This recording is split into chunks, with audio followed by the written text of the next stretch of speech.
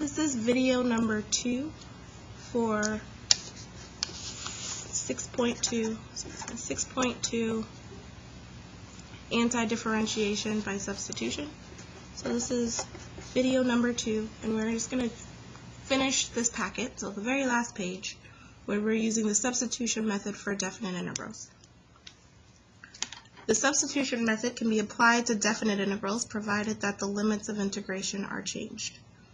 So the difference between an indefinite integral and a definite integrals have limits on the integral sign. So what we're going to do here is we're going to use substitution on this definite integral.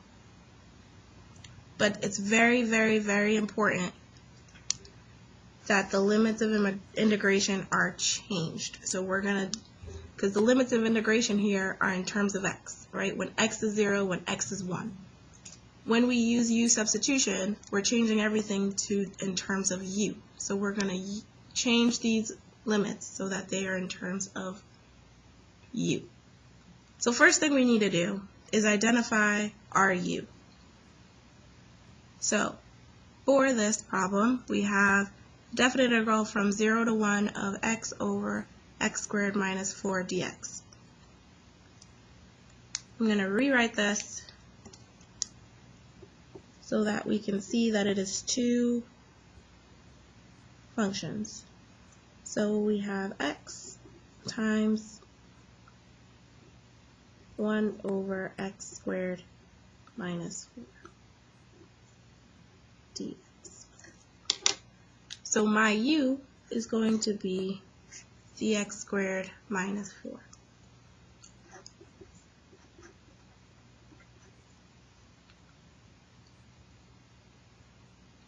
Okay. So my du is going to be 2x dx.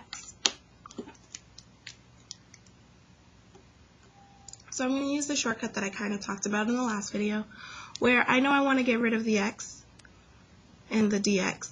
So I'm going to try to figure out how can I get a du in terms of x dx. So I'm just going to divide by 2. So then du over 2 is equal to x dx. So 1/2 du is equal to x dx.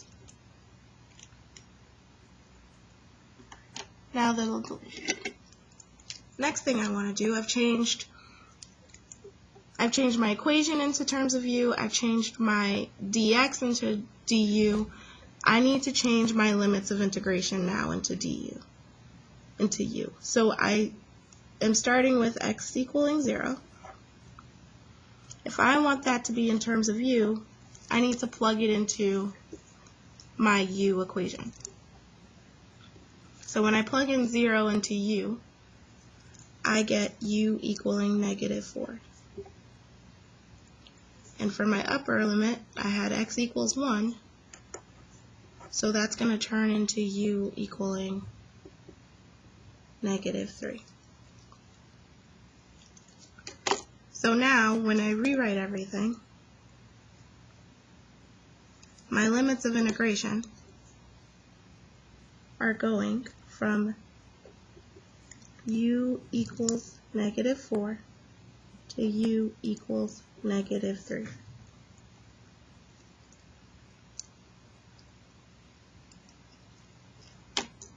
Okay, and then I also have 1 over u, and then my last piece was the 1/2 du.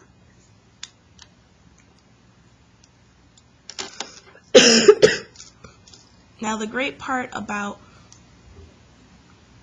changing my limits of integration from x to u is that I no longer need to resubstitute my u back into this. So when I find the antiderivative, I don't have to then change u back to x squared minus 4, because I can just substitute in my values for u to find my definite integral. So let's look at what this looks like. So we have 1/2 1 over u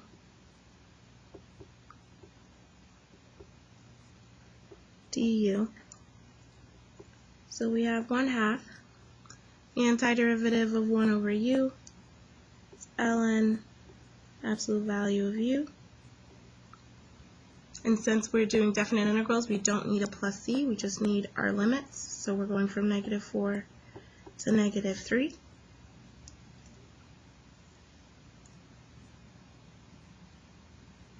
And then we find what that is. So this is going to be equal to 1/2 ln absolute value of -3 minus 1/2 ln absolute value of -4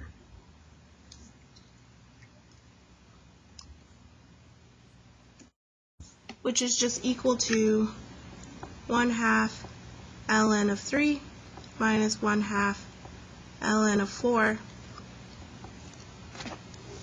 which is approximately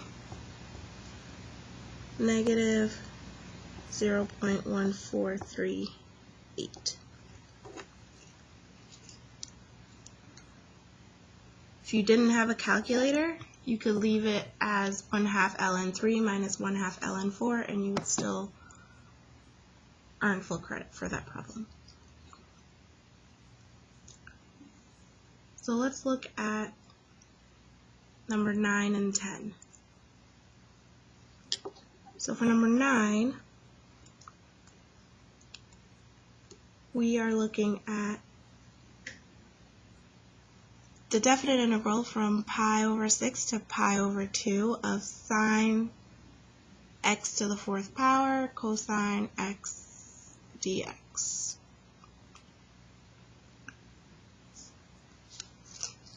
So we have, again, two functions to choose from. We have the sine function or the cosine function. And what I'm just going to do on the side here is just show you what sine to the 4th of x actually looks like. It means that we're taking sine of x to the 4th power. Okay, so because of that, I'm actually going to use sine of x as my u, because then I'll just have u to the 4th power. So then du is equal to cosine x dx, which is exactly what we wanted to get rid of.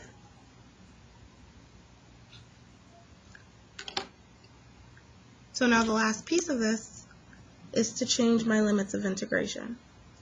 So we started with x equaling pi over 6. So if we put pi over 6 into my u equation, I should get 1/2. And then when x equals pi over 2, u should equal 1. So we have the definite integral from u equals 1/2 to u equals 1 of u to the 4th power du.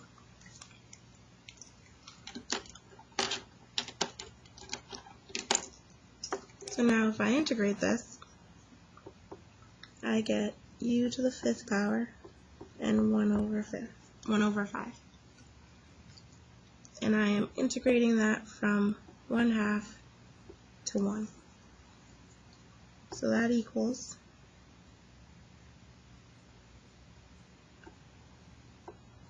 1 over 5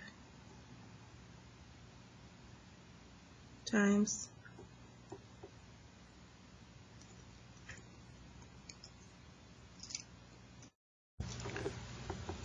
1 over 5 times 1 to the 5th power minus 1 over 5 times 1/2 to the 5th power.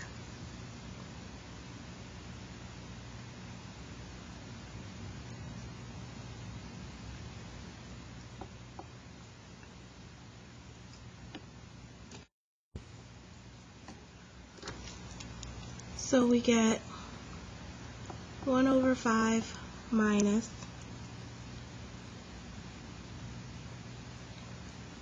1 over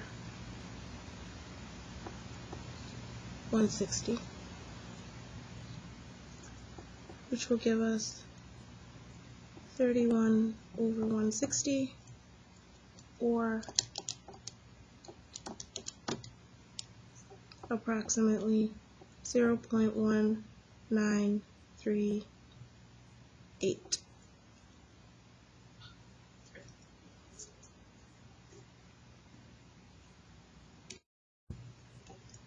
Okay, for this last problem, we have the definite integral from 0 to pi over 4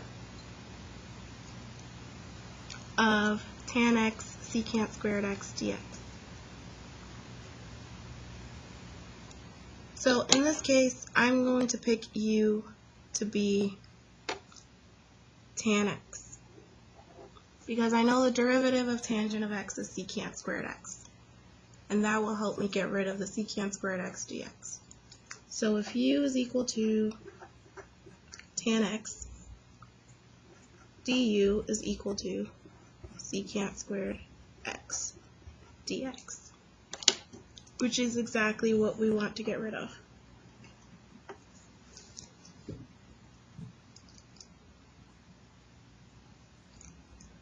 So now we need to change our limits of integration. So we started with x equaling 0. So if we plug in 0, u will equal 0 as well. Then we started with x equaling pi over 4, and if we plug in pi over 4, u will equal 1. So now our problem is the definite integral from u equals 0 to u equals 1 of u du. And if we integrate this, we get 1/2 u squared from 0 to 1, which is equal to 1/2 1 squared minus 1/2 0 squared, which is just equal to 1/2.